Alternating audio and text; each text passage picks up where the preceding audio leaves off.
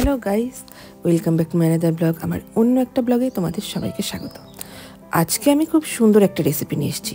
এটা তো সন্ধেবেলা স্ন্যাক্স বলো, ভাতের সাথে বলো, সব কিছুতেই যাবে। আর মেনলি এখন তো রমজান মাস চলছে, তো ইফতারের জন্য কিন্তু এই রেসিপিটা একদম পারফেক্ট। দেখতে থাকো। এটা হচ্ছে কুমড়োর পাট ভাজা।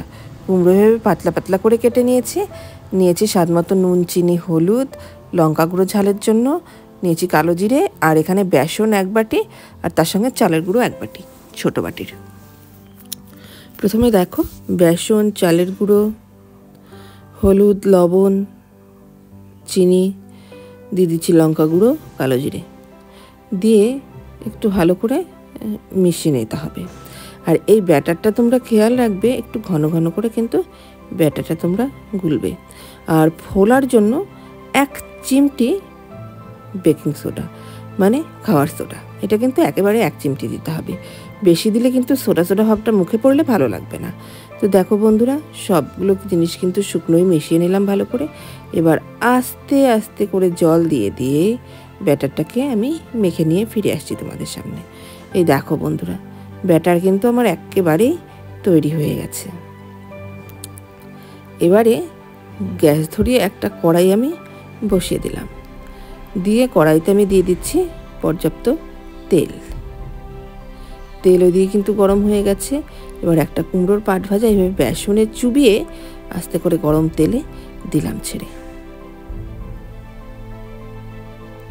ওই একইভাবে আরেকটা পাট ভাজাও কিন্তু আমি পাশে দিয়ে দিচ্ছি। ঠিক 2 মিনিট পরে আমি ফিরে এলাম।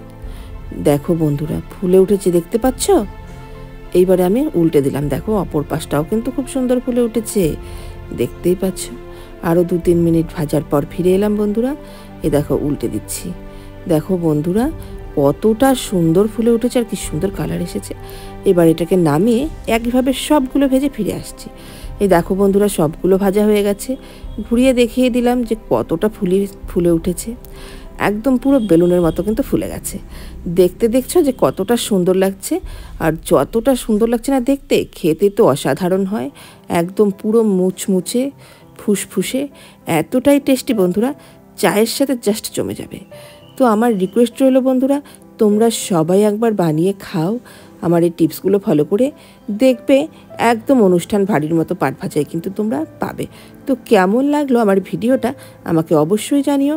আরও বেশি করে আমার চ্যানেলকে সাবস্ক্রাইব করে দিও।